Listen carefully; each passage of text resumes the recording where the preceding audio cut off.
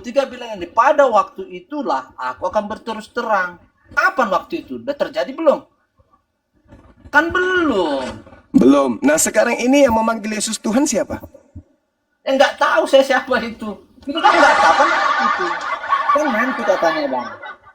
Nah tanda-tanda Kita kan belum orang tahu. yang sudah ada disesatkan ya kayak gini. Masakan miliaran orang memanggil Yesus Tuhan, Anda mengatakan Anda nggak tahu. Anda sendiri bangun tidur manggil Yesus bukan paman, tapi Tuhan. Anda lupa. Kenapa? Itu tadi, iblis terlalu kuat mencengkeram akal Anda sehingga Anda berfungsi. Tolong renungkan, lembutkan hatinya. Ada orang mengusir setan pakai nama Yesus. Ada orang bernisab pakai nama Yesus. Tapi Yesusnya tak mengenal dia. Inilah yang diterangkan Al-Quran. Wa idza khusyiran nasu kanu lahum a'da wa kanu bi ibadatihim kafirin. Pada hari terakhir nanti, apa yang mereka sembah selain daripada aku, selain dari aku, akan dimusuhi oleh yang disembah. Dan pemujaan-pemujaan yang mereka lakukan terhadap yang dia sembah selain aku, akan diingkarinya. Ini yang terjadi. Yesus memusuhi orang yang menuhankan dirinya, dan Yesus mengingkari pemujaan-pemujaan yang dilakukan oleh orang kafir. Itu jelas. Wa iyad'una illa syaitanan marida. Mereka menyembah setan yang durhaka. Sekali lagi saya katakan kepada saudara, betul tidak Yesus mengatakan penyesat datang memakai nama Yesus? Betul tidak?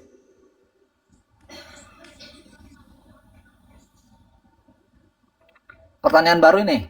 Iya, bukan. Masih yang tadi. Betul tidak kan Yesus mengatakan, waspadalah agar kalian jangan disesatkan. Sebab akan datang banyak penyesat. Siapa penyesat ini? Satan. Apa Satan ini? Setan, iblis. Betul tidak iblis datang memakai nama Yesus dan menyesatkan banyak orang? Berhasil tidak? Justru itu pertanyaan saya. Tunjukkan iblis itu mana dia. Pribadi iblis memakai nama Yesus menyesatkan orang. Ayo percaya pada Yesus. Tunjukkan bang. Oke, jadi terkadang memang orang yang lagi disesatkan itu belum tahu kalau dirinya disesatkan. Orang yang kena hipnotis itu nggak sadar kalau dirinya kena hipnotis. Ini Anda sedang kena hipnotis ini. Anda dikristenkan kemudian dalam nama Yesus. Anda dibaptis dalam nama Yesus. Anda ke gereja dalam nama Yesus. Anda beribadah dalam nama Yesus. Anda masih belum sadar mana orang itu yang disesatkan oleh Kristus. Yang palsu mana katanya? Ada apa saudaraku ini? Anda nggak sadar memang. Karena Anda lagi disesatkan. Orang yang sedang terhipnotis dengan kenikmatan keadaan. Kalau dia dihipnotis itu nggak sadar. Nanti setelah dihantam rahangnya pakai kapak, baru otaknya berfungsi. Aduh, ternyata selama ini saya terhipnotis. Nah, inilah yang saya katakan kepada saudara. Ketika Yesus berkata, waspadalah kepada penyesat yang datang kepadamu memakai namaku. Berarti penyesatnya memakai nama siapa, Bang? Bang? Namaku. Ya, nama siapa itu? Nama siapa? Yesus. Nama Yesus. Ketika yang datang kepada Paulus, siapakah engkau Tuhan? Akulah Yesus yang kau aniaya. Pertanyaan saya, menurut Yesus, yang datang setelah Yesus terangkat ke langit, Yesus atau Roh Kudus, Roh kebenaran? Menurut Yesus, yang datang kepada siapa? Paulus? Yang datang kepada murid-muridnya, Yesus atau Roh kebenaran?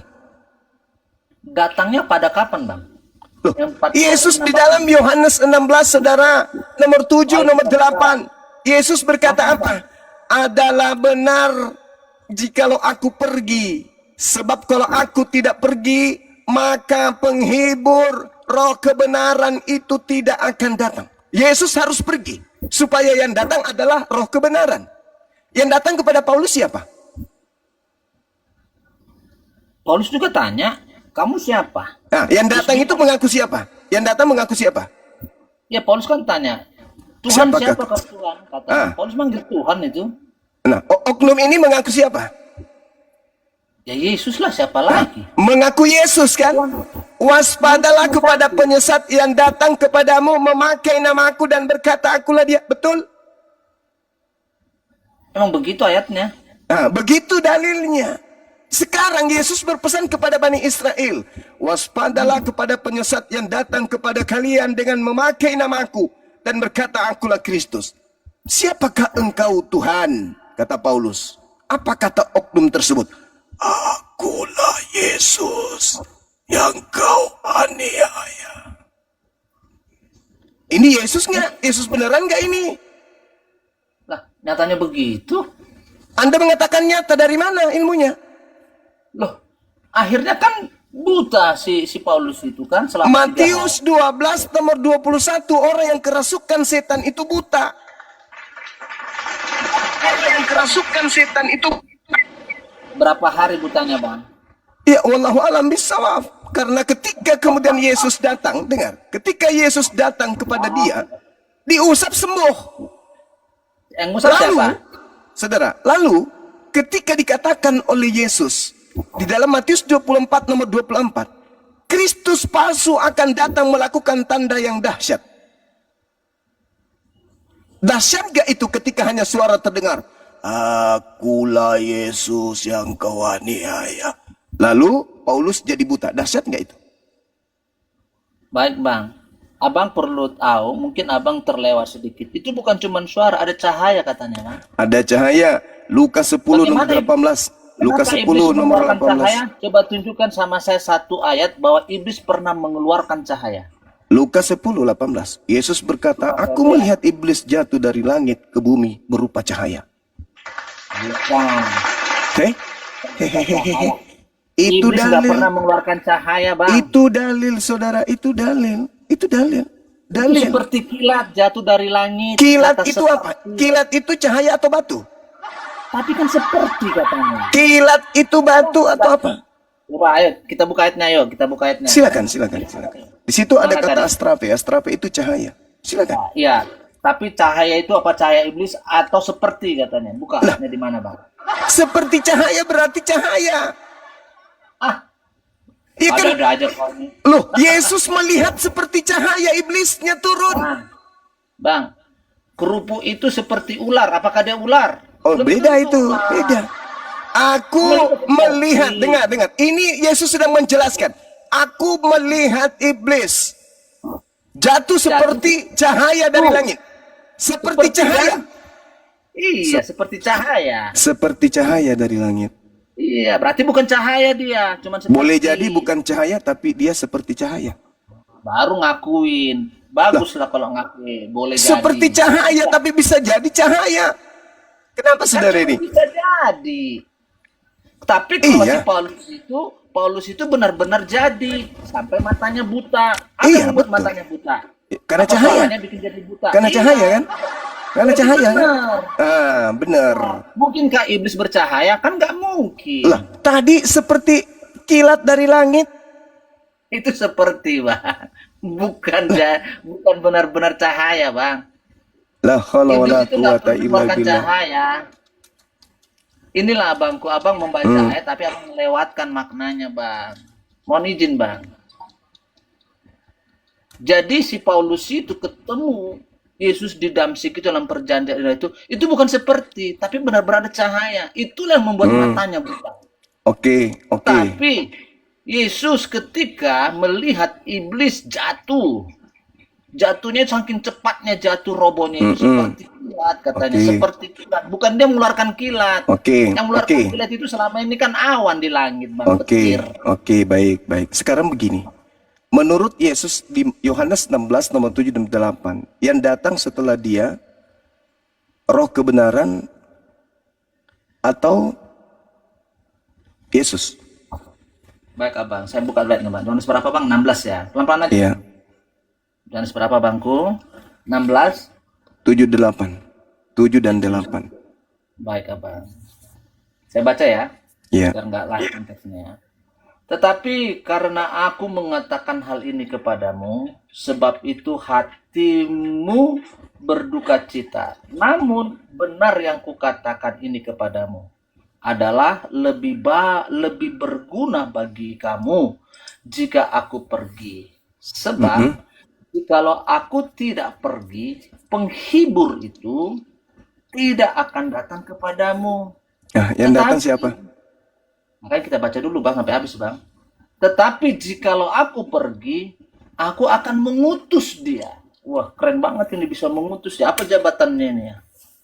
Keren juga ini bisa mengutus. Tidak ada kata aku di situ. Original teksnya tidak ada kata aku, itu penambahan terjemah. Jadi aslinya apa Bang? Tidak ada. Coba Anda buka original teksnya. Ada nggak kata Emi di situ? Nggak ada. Nggak ada bahannya itu Bang. Tapi ini tertulis begini Bang. Ya itu Bukannya terjemah. dibuka. Kan sudah bilang, memakai namaku menyesatkan banyak orang. Kan kalian bagian dari itu. Lai bagian dari itu. Jadi kalau nggak ada, oke. Lai Jadi lembaga apa? Bible Indonesia Jadi- bagian daripada penyesat itu. Bang, kalau saya hapus kata akunya, dengarin tontonin. Iya. Tetapi jika aku pergi, koma, akan mengutus dia. Siapa yang ngutus dia? Kan begitu. Kagok kan ayat ini, Bang. Sekarang kamu pernah nggak mendengarkan Di situ, Bang. Kamu pernah nggak Belum mendengar? selesai delapannya. Jangan bicara Bang. sendiri. Jangan bicara sendiri.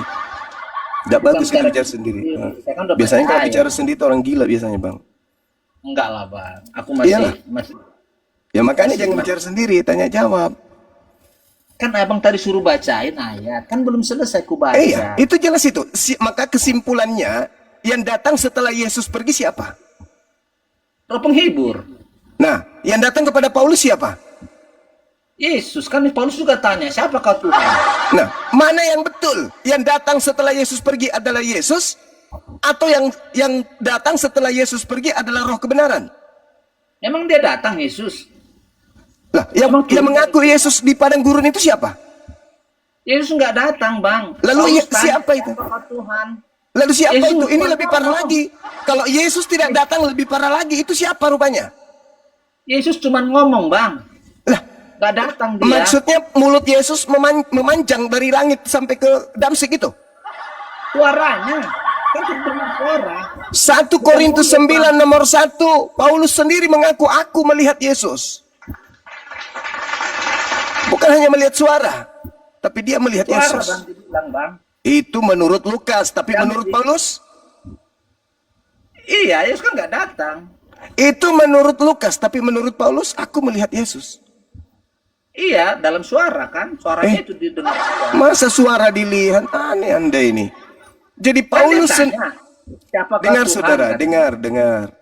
Lembutkan hati saudara. Yang datang setelah aku bukan aku, tapi roh kebenaran. Iya. Yang datang Lanjut, bukan aku, tapi yang mengaku di sana siapa? Dia mengaku apa itu yang datang? Yesus. Harusnya dia ngomong, akulah roh kebenaran. Ah, itu baru betul. Ini Paulus salah naskah karena Paulus tidak melakukan penelitian terhadap catatan-catatan kitab kanon. Tabrakan dia. Tabrakan. Sekarang cerita kitab nih, bukan cerita ayat. Tapi kenapa tanya ayat nih? Saudara, Abang jangan tanya. sok paten, jangan sok paten jelaskan. kalau udah KO, jangan sok paten. Yesus mengatakan kepada kaumnya Bani Israel, aku memang harus pergi sebab kalau aku tidak pergi maka roh kebenaran ini tidak akan datang. Aku pergi, dadah. Yang datang siapa? Roh penghibur. Nah, roh penghibur. Dia datang kepada Paulus? Enggak. Dia sudah menyebut dirinya, akulah Yesus yang kau aniaya. Masa Anda mengatakan enggak? Bukan roh penghibur yang datang, Bang. Bukan roh penghibur. Berarti siapa ini yang ngaku Yesus? Nih siapa nih yang ngaku Yesus?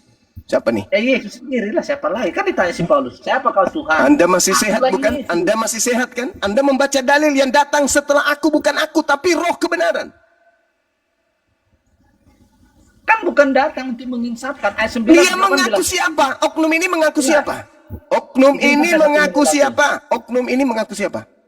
Makanya izinkan saya 1 menit aja. Oh ya, Boleh nggak kamu silakan. izinkan saya? Silakan kamu Yesus. cari senjata, cari cara untuk menipu orang banyak. Silakan. Enggak lah, Bang. Lah, itu Dalam nipu doa, namanya. Anda mencari siasat untuk nipu kami. Karena kalian, kamu, saudaraku, sabar, Bang. kamu bagian daripada penyesat itu. Dia akan menyesatkan banyak orang. Banyak orang ini juga akan menyesatkan yang lain. Sampai pada turunannya ketemu dengan Yesus pada hari terakhir, mengaku Yesus Tuhan. Dari turunanmu. Jadi kamu bagian daripada kelompok penyesat. Silakan Anda cari jalan. Oh, silakan. Apakah Abang terasa tersesat ketika saya baca ayat? Oh enggak. Justru saya Ayo, datang menyadarkan Izinkan saudara. saya 1 menit Fungsi saja. saya datang sebagai umatnya Nabi Muhammad memberi peringatan kepada saudara. Makanya Abang dengarin saya bicara. Iya, 1 saya menit dengarkan, lagi. saya dengarkan. Saya kan cuma bilang silakan Anda cari cara baru untuk nipu kami, silakan. Ya kalau Anda tertipu ya syukurlah. Tapi kalau nggak Bukan syukur. tertipu, Anda yang berusaha menipu tapi nggak berhasil. Karena kami lebih paham Bible daripada Anda. Ya, itu Silakan. bagus, nggak tertipu. Makanya dengerin ayat ini. Tadi Iya, kan Abang silakan. minta. Iya, Ayat silakan. 7 sampai 8 tuh. Biar Silakan. kita tahu. Silakan. Ya dengar siapa si penghibur, roh penghibur ini. Hmm. Roh penghibur itu yang pertama dikatakan itu yang diutus oleh Yesus menurut ayat ini ayat 7 ya. Aku akan mengutus dia kepadamu. Ayat 8 bilang begini. Dan kalau ia datang nih, kalau dia datang nih, roh itu akan menginsafkan dunia akan dosanya dan kebenaran dan penghakiman. Jadi tujuan dari roh itu ya untuk menginsafkan manusia dari segala dosa-dosanya, Bang. Nggak usah Anda khotbah. Yang saya tanya, yang datang setelah Khotbah. Yesus pergi itu siapa? Dalam pencurahan Roh Kudus, kisah para rasul Roh Kudus lah. Nah, Roh Kudus. Terus yang datang kepada Paulus ngaku apa? Paulus juga tanya itu siapa kau? Tuh, Nah, Yesus bilang, dia mengaku siapa? Dia mengaku siapa? Dia mengaku siapa? Kan udah jelas itu dibilang. Yesus bilang, akulah Yesus yang kau aniaya. Siapa? Nah, berarti itulah iblisnya. Mana pernah iblis nama Yesus? Macam mana kau ini? Yesus mengatakan waspadalah kepada penyesat yang datang kepadamu memakai namaku dan berkata akulah dia, akulah Mesias. Nah, memang iblis bisa bercahaya. Astagfirullahalazim, ya Allah ya Karim. Kan ada cahaya katanya. Ya Allah ya Karim, iblis itu berasal dari api, Bang. Api apa, Bang? La Tunjukkan haula sama wala saya quwata satu illa ayat iblis billah. bercahaya. Ada nggak Kristen yang lebih Bikin orang kuat daripada buta. ini? Ini hanya menyesatkan aja ini. Argumentasinya udah kemana-mana perginya. Yang pasti pesan saya kepada saudara Idama, lembutkan hati saudara. Yesus berkata akan datang 3 setelah aku terangkat ke langit. Yang pertama yang datang adalah iblis dalam nama Yesus. Yang kedua adalah roh kebenaran. Yang ketiga adalah aku sendiri, anak manusia. Jadi 3 yang datang setelah Yesus terangkat ke langit. Yang pertama adalah penyesat dalam nama Yesus. Yang kedua adalah roh kebenaran untuk menginsapkan pengikut-pengikut iblis yang dalam nama Yesus. Dan yang terakhir As-Sukrub ayat 61 dan juga Matius 24 nomor 27 sampai 30 yang datang adalah anak manusia di tengah langit. Jadi 3 yang datang. Yang pertama, sekali lagi yang pertama adalah iblis dalam nama Yesus. Kemudian yang kedua adalah roh kebenaran untuk menginsapkan dunia. Dan yang ketiga adalah Yesus asli. Tuh, renungkan itu. Sekarang Anda percaya kepada Yesus yang datang kepada Paulus. Sedangkan Yesus mengatakan yang datang setelah aku itu adalah iblis dalam namaku. Tuh. Mau lebih jauh lagi? Mau lebih jauh lagi? Yesus berkata di dalam Yohanes 12 nomor 31. Sekarang saatnya dunia dihakimi. Sekarang penguasa dunia yaitu iblis dilemparkan keluar. Keluar dari mana? Dari kubur. Catat itu. Kenapa bisa dari kubur? Tengok Matius 12 nomor 38 nomor 40. Angkatan jahat ini minta satu tanda dan tidak akan diberikan satu tanda apapun selain tanda Yunus. Sebab Yunus 3 hari 3 malam dalam perut bumi ikan. Demikian juga anak manusia berada dalam perut bumi 3 hari 3 malam. Berarti 3 hari 3 malam, hari ketiga anak manusia keluar dari perut ikan. hari ketiga anak manusia keluar dari perut bumi. Itu tanda untuk siapa? Angkatan jahat. Kristen percaya nggak kebangkitan hari ketiga? Percaya. Berarti Kristen adalah angkatan jahat. Murid-murid Yesus percaya nggak kebangkitan hari ketiga? Tak, tidak percaya. Mana dalilnya? Baca Lukas 24 nomor 9 sampai nomor 11. Nomor 12-nya Anda lihat. Apa kata Petrus dalam hatinya? Apa yang sedang terjadi? Lalu ketika ada makhluk datang mengaku Yesus, apa reaksi murid? Baca nomor 37 dari Lukas 24 tadi. Mereka kaget dan ketakutan sebab mengira melihat setan. Lalu seketika keluar dari kubur, apa reaksi murid? Dia mendatangi murid dan berkata, kepada aku telah diberi kuasa. Apa reaksi muridnya? Sebagian ada yang sujud menyembah, sebagian ada yang ragu-ragu. Kenapa? Karena mereka tahu ini siapa ini. Orang yang keluar dari kubur, kata Yesus, adalah iblis. Sekarang juga penguasa dunia akan dilemparkan keluar. Dari mana? Dari perut bumi. Siapa itu penguasa dunia? Apa buktinya? Coba lihat. Apa kata dia ketika dia keluar? Kepadaku telah diberi kuasa, baik di langit maupun di bumi. Efesus 2 nomor 2, penguasa angkasa, penguasa langit adalah setan. Yohanes 12 nomor 31, penguasa dunia adalah iblis. Yang keluar dari kubur mengatakan apa? Kepadaku telah diberi kuasa, baik kuasa langit, angkasa, Efesus 2 nomor 2, maupun kuasa bumi. Siapa itu? Iblis. Pergilah jadikanlah seluruh bangsa menjadi muridku. Ini siapa ini? Siapa ini yang minta supaya dia jadi guru dari seluruh bangsa? Pernah nggak Yesus mengatakan kepadaku telah diberi kuasa baik di langit maupun di bumi? Pernah nggak? Nggak pernah. Berarti yang keluar dari kubur adalah tanda untuk angkatan jahat, untuk orang-orang jahat, untuk pengikut si jahat. Dan yang keluar itu adalah si Bilisisis mengaku Yesus. Maafkan saudara, ini data yang ada dalam kitab saudara. Makanya orang Yahudi tidak pernah menatap wajah kalian. Selamanya orang Yahudi ketika melihat kalian langsung mereka palingkan wajahnya. Jijik, mengerikan, menakutkan kalian itu di mata mereka. Bahkan diludaikan kalian. Kenapa? Karena dia tahu bahwa yang kalian sembah, yang keluar dari kubur itu bukan Tuhan mereka, tetapi iblis yang datang dalam nama Yesus.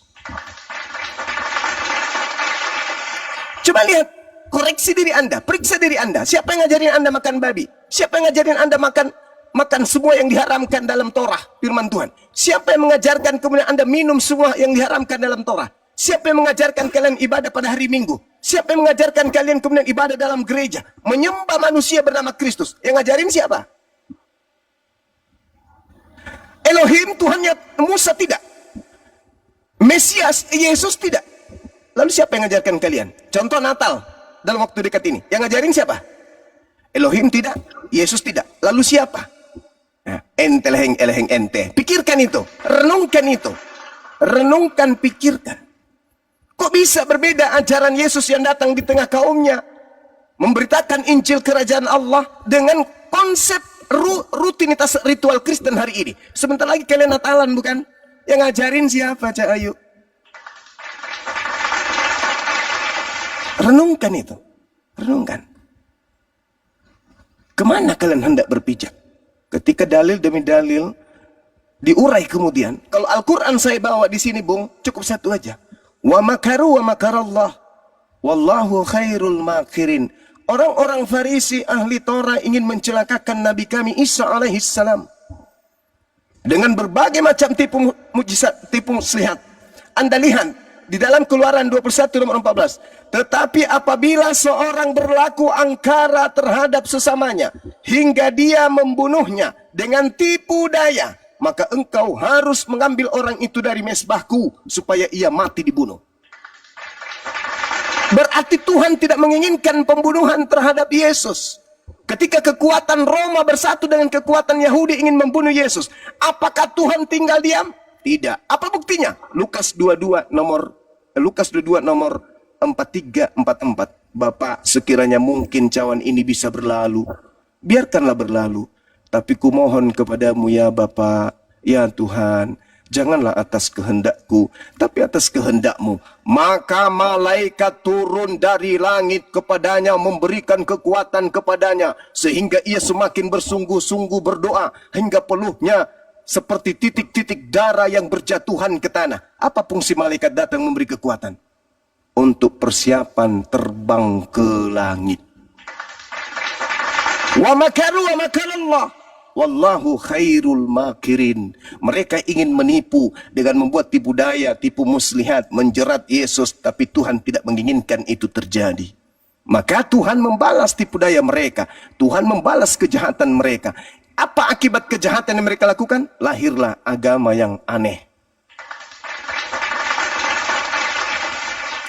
Tuhan pencipta langit dan bumi yang datang mengajarkan dirinya, laisa kami selihi syai, aku tidak sama seperti manusia, aku tidak sama seperti apapun, aku maha besar, aku menghidupkan, aku maha mematikan. Tak ada yang serupa dengan aku, tak ada Tuhan yang dibentuk sebelum aku, dan tak ada Tuhan yang dibentuk setelahku. Tiba-tiba ada yang teriak, iya, iya, iya. Halilintar Tuhan kita sudah lahir. Aneh, aneh. Data demi data, dalil demi dalil, nabi demi nabi, rasul demi rasul diutus ke tengah-tengah kaum Bani Israel. Kok tiba-tiba ada dari Athena, Tuhan menjadi manusia, Tuhan menebus dosa manusia dengan cara mati digantung manusia. Aneh. Ini yang dikatakan Al-Quran, wa makaru wa makarallah wallahu khairul makirin. Terakhir dari saya, saudara, apa yang saya sampaikan ini bentuk belas kasih sayang saya sebagai seorang muslim untuk menyampaikan kebenaran. Karena ingat, Yohanes 16, ketika Anda tamatkan tadi sampai data nomor 15, Anda akan sampai pada pemahaman bahwa ternyata ciri-ciri roh kebenaran ketika ia datang, satu, memuliakan aku. Maka sekarang mari kita koreksi diri. Di mana roh kebenaran itu bekerja? Apakah di Anda atau di saya? Saya mengharamkan lisan saya mengimani Yesus ditampar. Anda sudah pasti senang Yesus ditampar. Saya mengharamkan keyakinan saya Yesus ditombak, dibunuh, ditelanjangin, digantung, dipermalukan, diseret, apalagi dibunuh. Saya haramkan diri saya beriman dengan konsep seperti itu. Kenapa? Dalam iman saya sebagai seorang muslim, Yesus manusia suci, terkemuka di dunia dan di akhirat. Jangankan dibunuh oleh orang-orang kafir pembencinya, kena panu pun Tuhanku tidak mengizinkan Nabiullah Yesus alaihi salam untuk dilakukan sesuatu yang murka terhadap dirinya. Sekarang siapa yang memuliakan? Kata Yesus, ketika roh kebenaran itu datang, maka dia akan memuliakan aku. Islam lah itu, Bang. Tapi kalian sampai pada ingin bunuh-bunuhan demi untuk memperjuangkan Yesus harus ditampar, Yesus harus dianiaya, Yesus harus dibunuh, Yesus harus mati dengan jalan kutuk di atas salib. Ini memuliakan atau menghinakan? Ini menghinakan atau memuliakan? Ketika Paulus mengatakan Kristus telah menebus kita dengan jalan menjadi kutuk karena kita, sebab ada tertulis, terkutuklah orang yang digantung di atas tiang salib. Apa kata kalian? Amin. Amin. Darah Yesus, darah Yesus. Sebenarnya kalian ini sopore. Kok senang kali? Kok berkubu dengan iblis menginginkan kematian terhadap Yesus? Sedangkan pencipta langit dan bumi, jangan kau bunuh orang yang benar, jangan kau bunuh orang yang tidak bersalah. 6 kekejian dalam hatiku, bahkan 7 kemurkaan dalam hatiku, yaitu ketika manusia menumpahkan darah orang yang tidak bersalah. Kami umat Islam satu kubu dengan Tuhan, tidak menginginkan kematian terhadap orang benar, yaitu Yesus. Ente sama seperti iblis, sama-sama berkongkol ingin Yesus mati demi nafsu syahwat.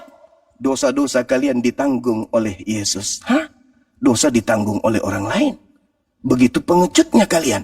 Padahal 2 Tawarik 7:14, apa kata Tuhan? Hambaku yang mencari aku, berpaling dari dosa-dosanya, lalu mencari wajahku, aku akan menghapuskan dosa-dosanya dari surga. Aku, Tuhan yang ada di langit, akan menghapuskan dosa-dosa mereka.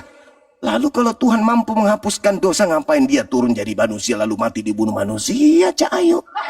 Kalau ternyata kita hanya mencari wajah Tuhan, lalu kita mengangkat tangan ke langit, ya Tuhanku, penciptaku, ampuni segala dosa-dosaku. Dengan bercucukan air mata, meneteskan air mata, bergetar kita di hadapan Tuhan kita, memohon ampun atas dosa-dosa kita. Apakah Tuhan yang Maha Pengampun mengampuni? Mengampuni. Lalu untuk apa dia turun menghinakan diri? Ditombaklah, dibunuh, ditampar, diseret. Ini ajaran dari mana, Cak Ayu? Jadi jelas, sabar. Jadi jelas saya katakan kepada saudara bahwasanya poin terakhir antara saya sebagai Muslim dan Anda sebagai Kristen adalah siapa di antara kita yang memuliakan Yesus? Saya sebagai Muslim atau Anda sebagai orang Kristen? Itulah tempat tinggalnya roh kebenaran. Di saya sebagai Muslim atau di Anda sebagai Kristen. Ingat, ketika ada orang melakukan maksiat, misalnya memperkaos ibu kandungnya sendiri, memperkaos anak kandungnya sendiri, siapa yang nanggung dosa itu kalau dia Kristen? Yesus. Betapa hinanya Yesus di mata kalian. Kalian jadikan dia tempat sampah. Kalian yang bermaksiat, Yesus yang nanggung. Pret. Yesus tidak pernah mengajarkan itu. Apa kata Yesus? Bertaubatlah, bertaubatlah, bertaubatlah. Sebab kerajaan langit sudah dekat. Lawang kalian justru dosa-dosa kalian tuh ditanggung sama Yesus ya piye Thomas. Saya kira begitu. Sahabat-sahabat sekalian, apa yang saya ingin sampaikan pada sore hari ini mudah-mudahan bermanfaat. Silakan diambil alih.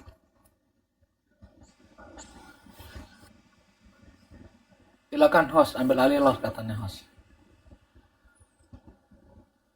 Siapa host kita di sini? Mam, Mae.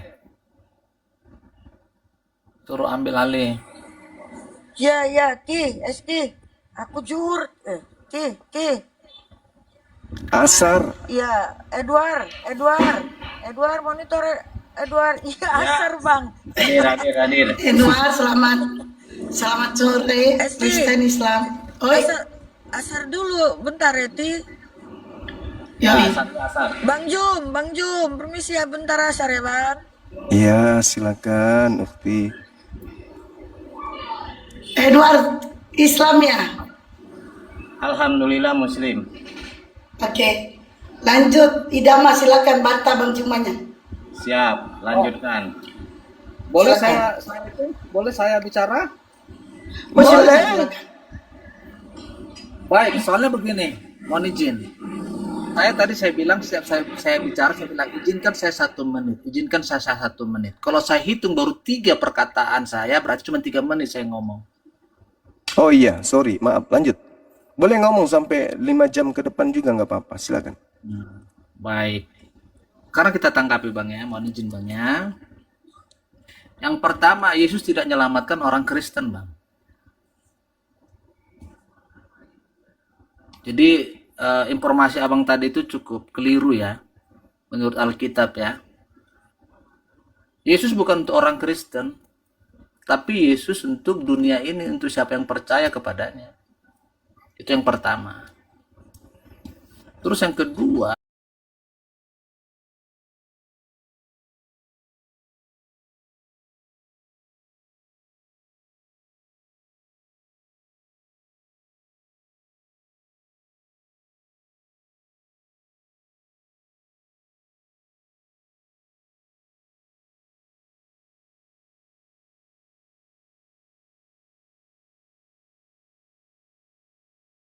Yohanes 3 ayat 16 bilang kayak gitu.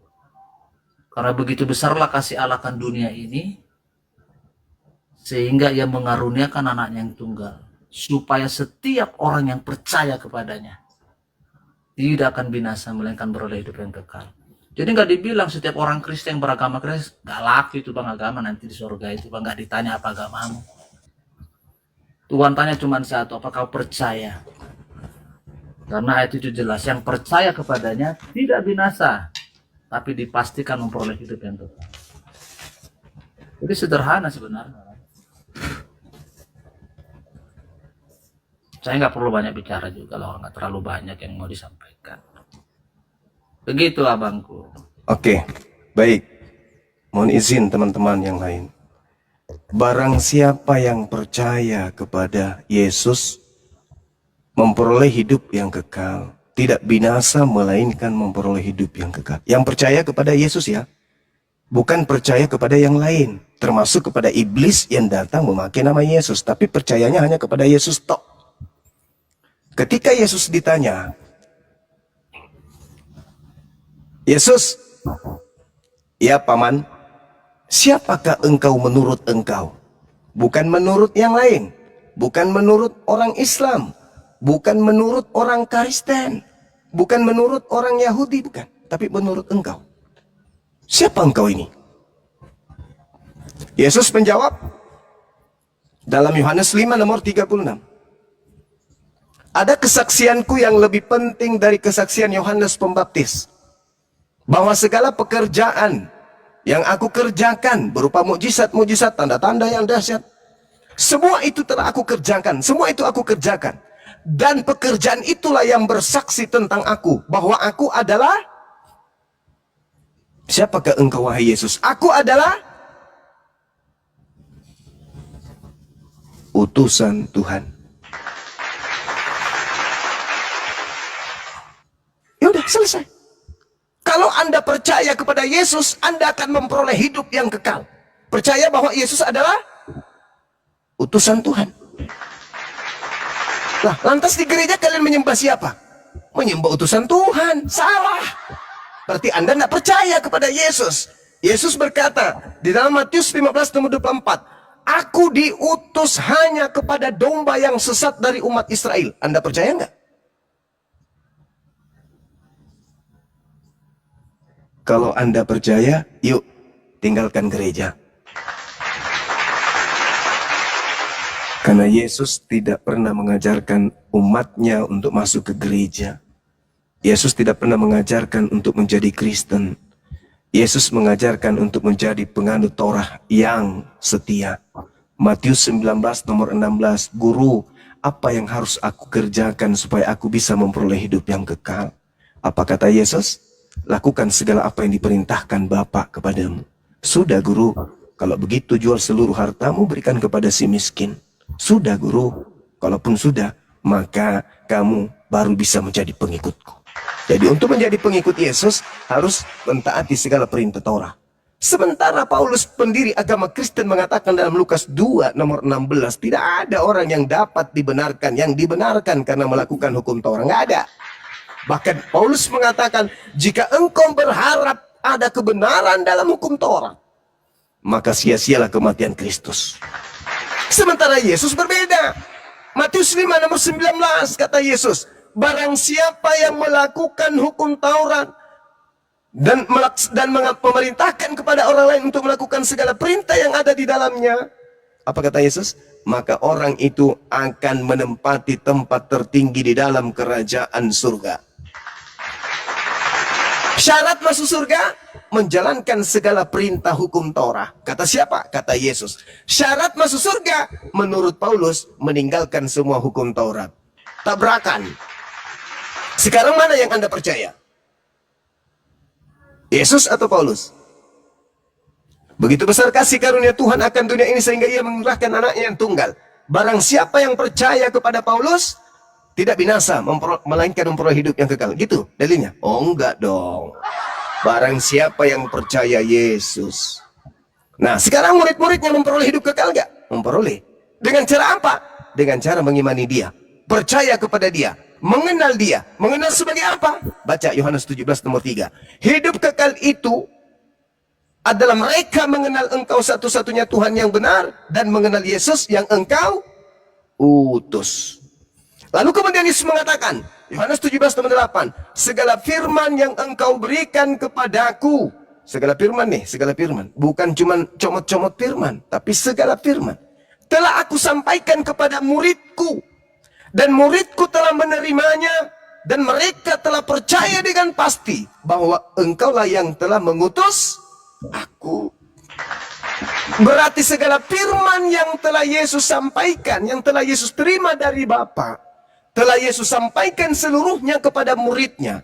Akibatnya, muridnya percaya kalau Yesus itu adalah utusan Tuhan, Rasulullah. Jadi kalau percaya kepada Yesus, ya harus jadi Islam, bukan jadi Kristen, Cahayu. Gak boleh jadi Kristen. Orang jadi Kristen itu karena tidak percaya kepada Yesus, tapi percaya kepada Yesus. Maksudnya Bang Suma? Orang menjadi Kristen itu adalah orang yang tidak percaya kepada Yesus, tetapi percaya kepada Yesus. Bingung? Enggak, maksudnya gini. Orang menjadi Kristen itu adalah orang yang tidak percaya kepada Yesus anak Maria, tetapi percaya kepada Yesus yang datang kepada Paulus. Dua Yesus yang berbeda. Begitu, saudara. Silakan. Baik, terima kasih Bang buat waktunya. Ya. Karena begitu besar kasih Allah ke dunia ini, sehingga ia telah mengaruniakan anaknya yang tunggal. Jadi kalau ditanya siapa Yesus itu udah jelas ya, yaitu anak Allah yang tunggal. Dan barang siapa percaya kepadanya, tidak akan binasa, melainkan beroleh hidup yang kekal. Jadi kalau mau selamat masuk surga, dapat hidup yang kekal, ya percaya kepada anaknya ini, anaknya si Allah ini gitu ya. Nah, yang tunggal itu nggak ada yang lain selain dia. Jadi nggak ada Yesus 2, Yesus 3, nggak ada itu. Satu. Terus siapa Yesus itu?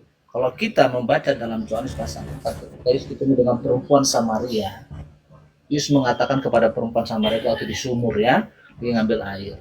Yesus bilang apa? Kamu menyembah Allah yang tidak kamu kenal.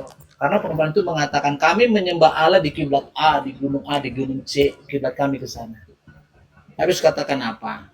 Telah tiba harinya, saatnya. Orang tidak lagi menyembah berkiblat ke gunung A, ke gunung B, atau ke sini. Tapi sudah tiba saatnya orang akan menyembah Allah dalam roh dan kebenaran. Sebab Allah itu adalah roh. Lalu perempuan itu bilang, iya, kami sedang menantikan yang namanya Mesias itu. Lalu Yesus menegur dia tentang kehidupannya, yang punya suami 5 ya, bersuamikan 5. Akhirnya dia mulai menyadari, ini bukan orang biasa. Lalu dia bilang begitu. Akhirnya apa kata Yesus? Ketika perempuan itu bilang, kami sedang menantikan orang yang disebut Mesias itu. Yesus bilang apa?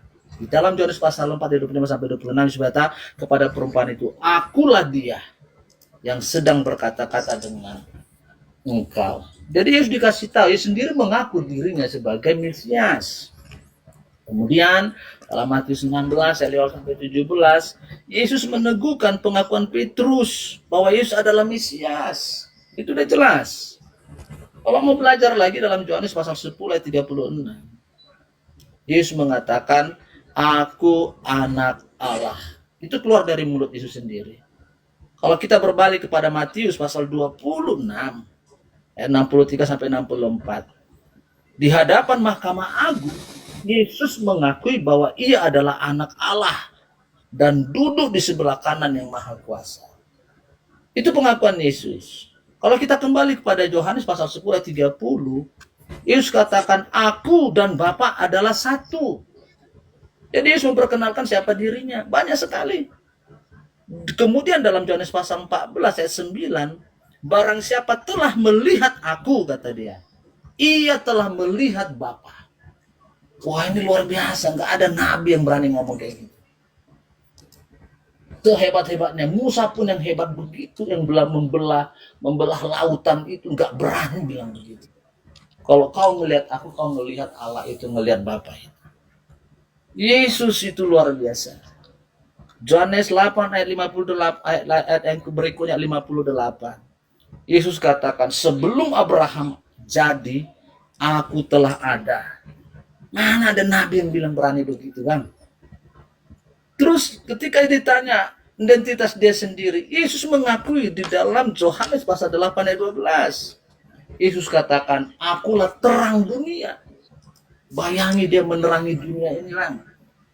Gak ada satu nabi di dunia ini yang berani mengatakan kalimat-kalimat memperkenalkan dirinya seperti itu. Dan Yesus juga mengatakan dalam Yohanes 10 ayat 7 dan 11.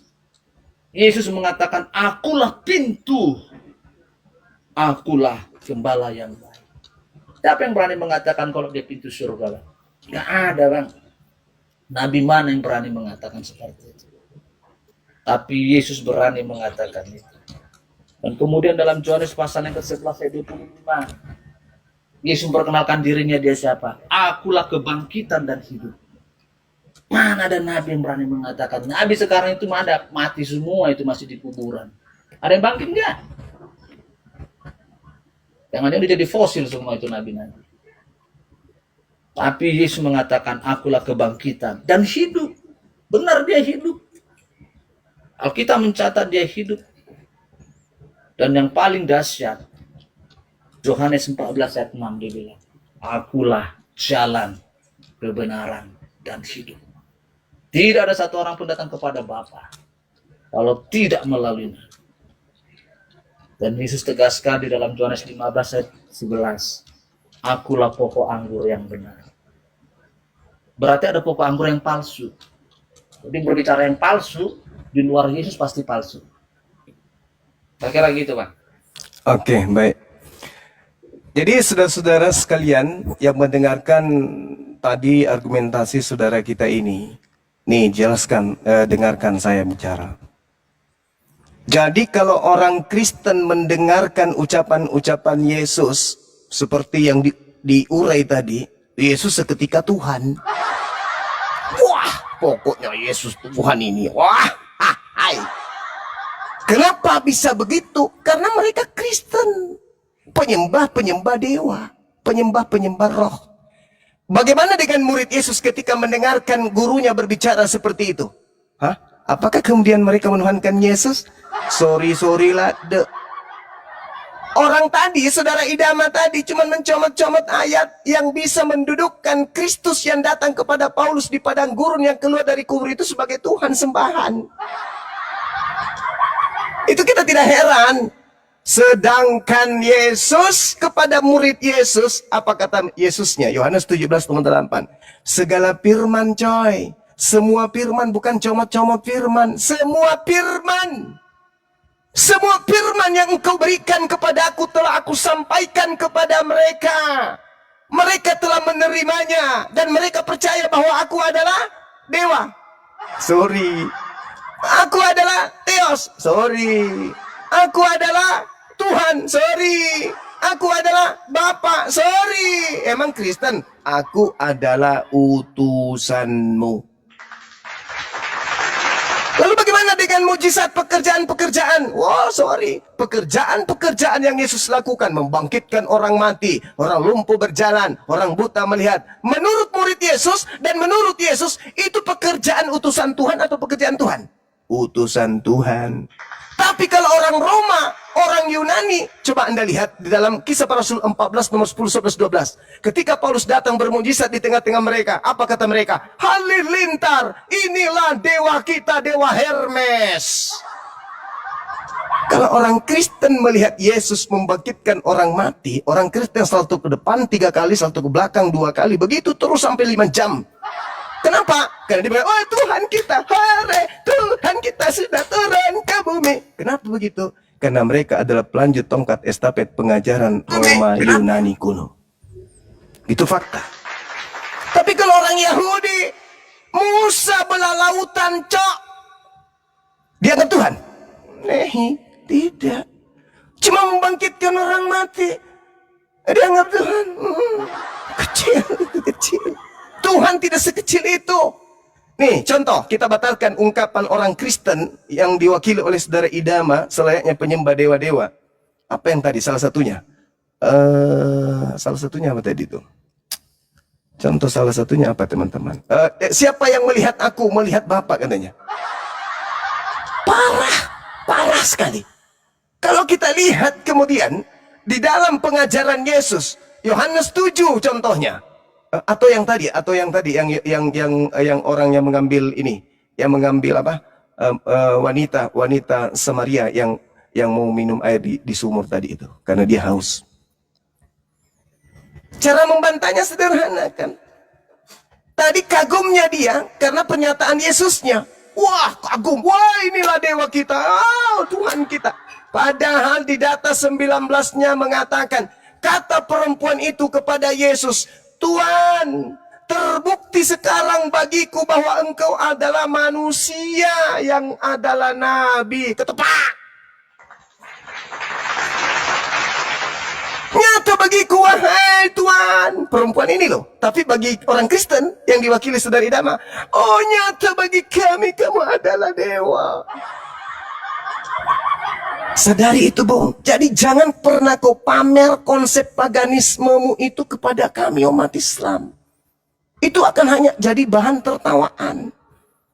Coba, siapa yang melihat aku sama melihat Bapa? Waktu Yesus mengajar di bait suci, apa kata Yesus? Memang aku kamu kenal. Dan kamu tahu dari mana aku berasal. Namun aku datang bukan atas kehendakku sendiri, tetapi diutus oleh Dia yang benar, yang tidak kamu kenal. Kamu melihat aku, yes, tapi kamu tidak mengenal Dia. Yang mengutus aku berarti berbeda antara Yesus dengan yang mengutus. Berarti maksudnya melihat aku, melihat ajaranku. Apa buktinya? Khotbah Petrus Kisah Rasul 2 nomor 22.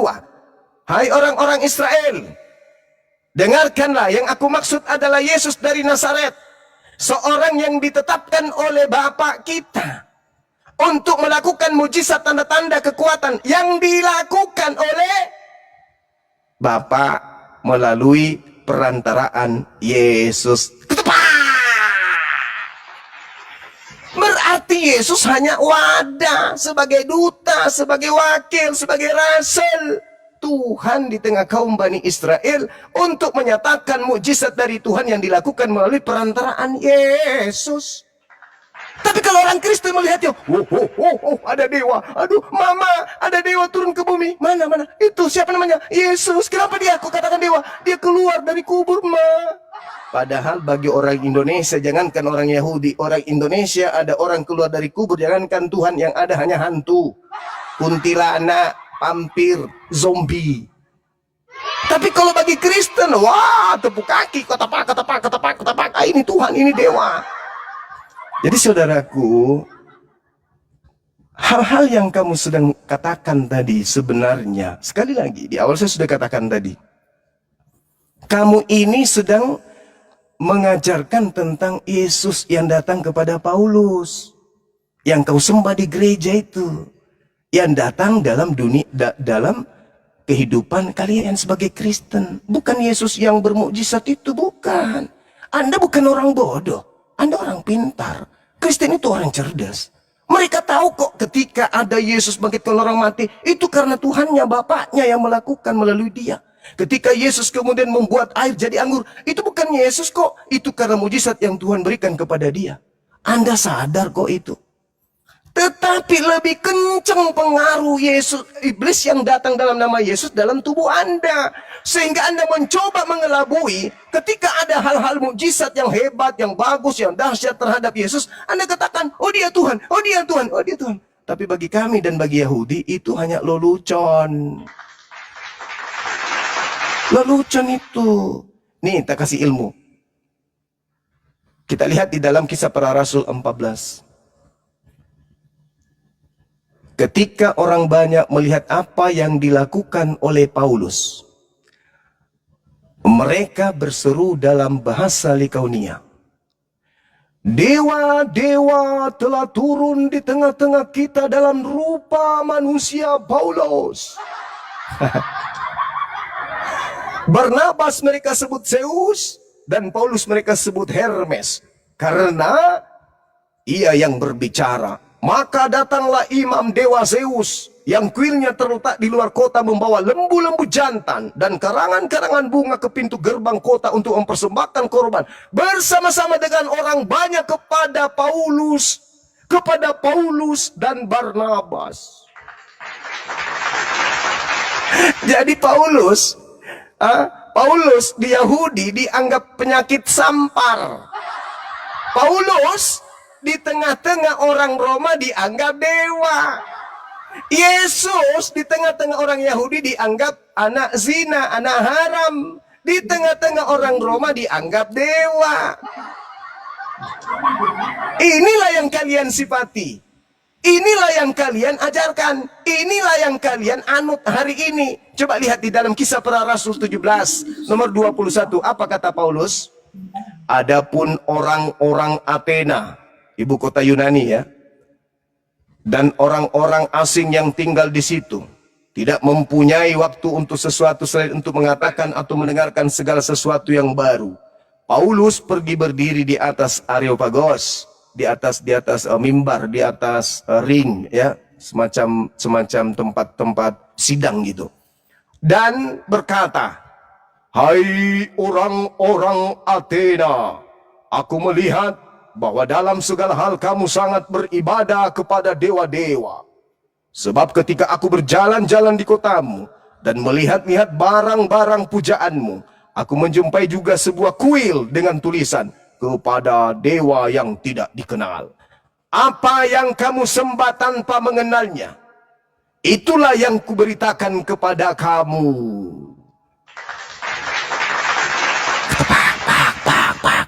Berarti orang Athena yang menyembah Agnostos Theos selama ini, begitu Paulus datang memperkenalkan Agnostos Theos dalam nama Yesus. Seketika orang Athena Yunani meninggalkan ajaran lama menuju kepada penyembahan Agnostos Theos dalam nama Yesus. Turun-temurun berabad-abad mereka secara nenek moyang mereka turun-temurun mengajarkan menyembah kepada dewa-dewa yang mereka tidak kenal. Begitu Paulus datang, kata, "Pak! Dewa yang kau sembah yang kau tidak kenal itu sudah turun ke bumi bernama Yesus." Filipi 2 nomor 6 nomor 7. Dewa tidak mempertahankan kedewaannya, melainkan mengosongkan dirinya, turun ke bumi menjadi hamba, menjadi manusia, dan mati di atas tiang salib. Siapa itu? Dewa. Dewanya siapa? Dewanya Athena, dewanya Romawi. Apakah itu Tuhannya Yahudi? Nehi merica ketumbar jahe. Yang turun ke bumi menurut Paulus adalah Agnostos Theos, dewanya orang Athena. Itulah yang kalian sembah.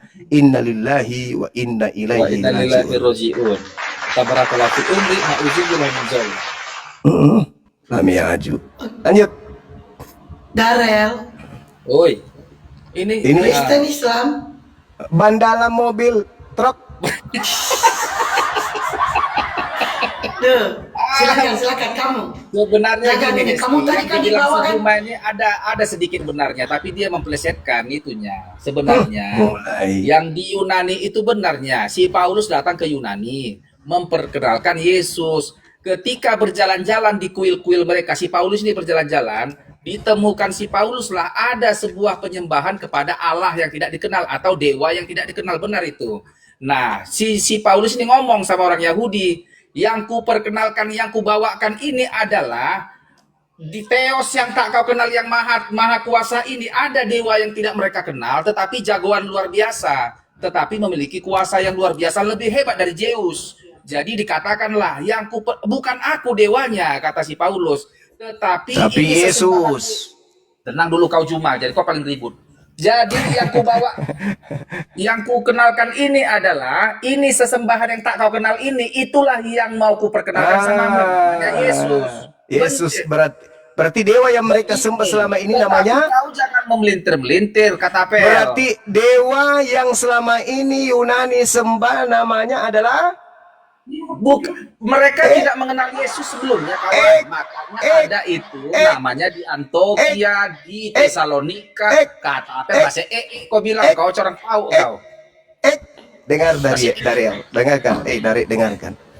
Orang-orang Athena, orang Athena tidak mengganti sembahan.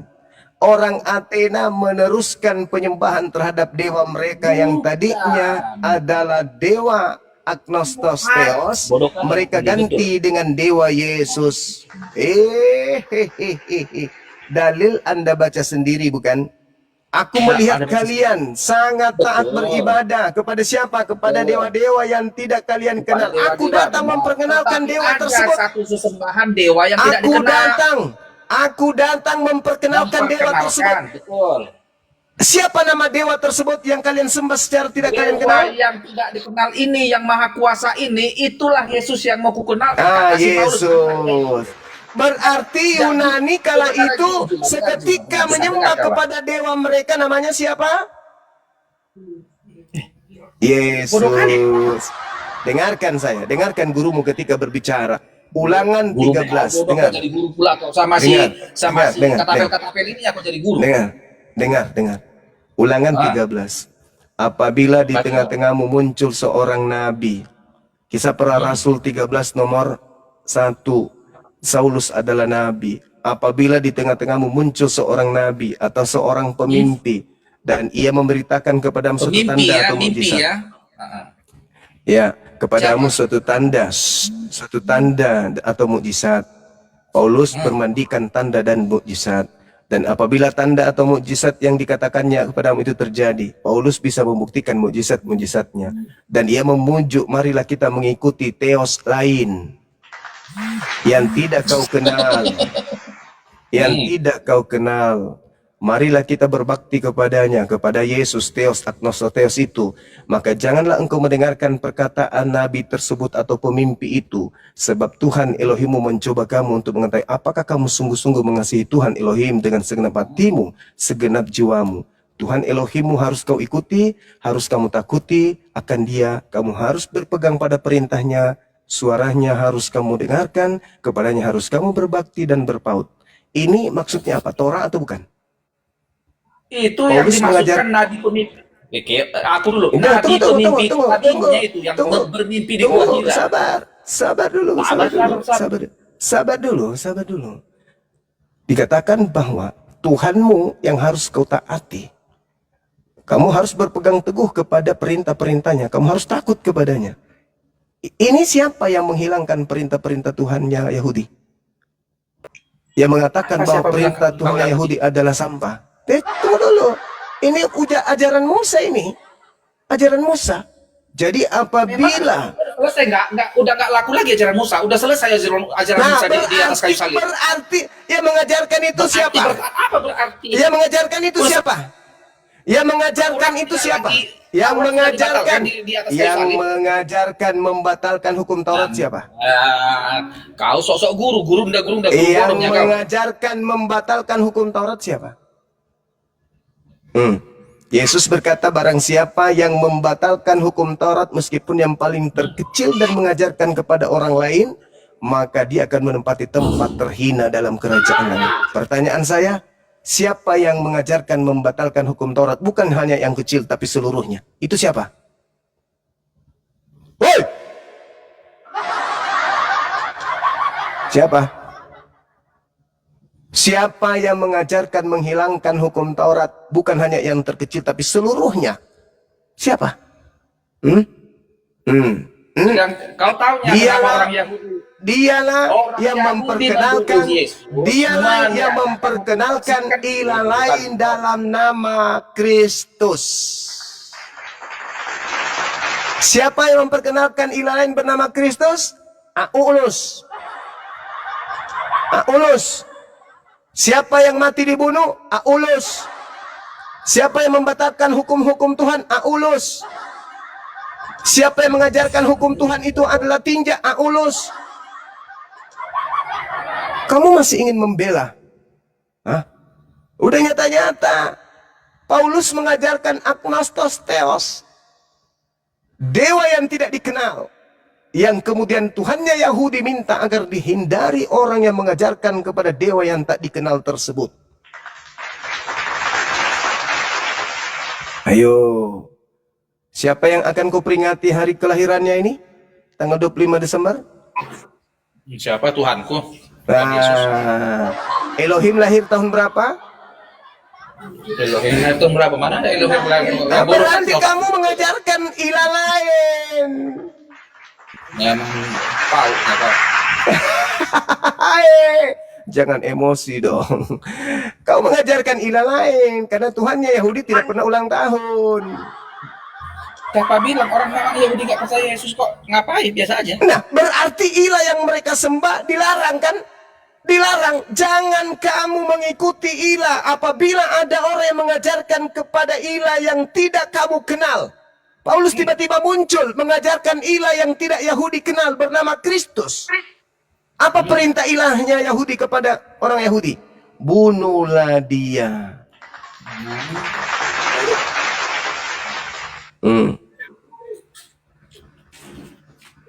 Silakan.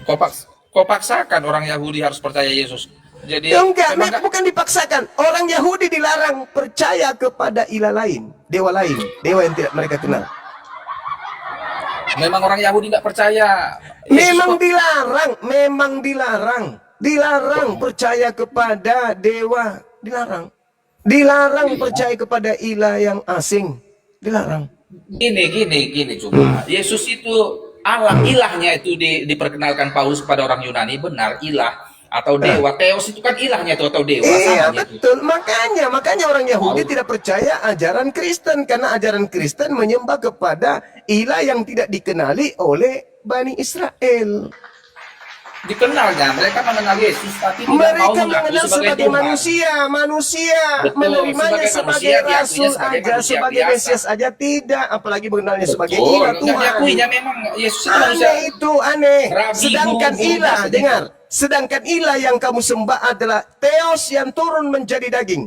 Lihat Filipi 2, nomor 6, nomor 7, nomor 8. Betul, betul kau bilang itu. Nah itu berarti itu adalah ilah yang asing karena tidak pernah diajarkan kepada mereka ada Elohim turun ke ilah bumi menjadi asing, manusia. tapi mereka tidak mengakui keilahian Yesus.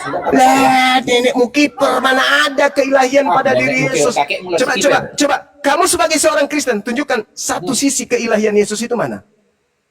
Satu sisi keilahiannya, dia mengampuni dosa. Ya, Dosa. Bapak ampunilah dosa Kau batu yang sebab mengampuni mereka dosa. tidak tahu Kalau apa kau yang juga mereka batu Hajar kerjakan. Aswad mengampuni dosamu, kan dah bodoh kau. Hah? Mana dalilnya batu Hajar Aswad menghapuskan dosa? Mana dalilnya? Iya, dan batu Mana? siapa yang Mana mencium batu dalilnya? Hajar Aswad menggugurkan dosa-dosamu. Mana dalilnya? Batu menghapus dosa, mana dalilnya? Gila kau ke apa? Ke Mekah. Gugur dosa-dosamu kalau kau cium Mana Hajar Aswad. dalilnya batu menghapus dosa? Mana? Payah kamu bleble. Inilah kamu ini ban dalam karet ban dalam mobil truk gini. Otaknya itu mumet.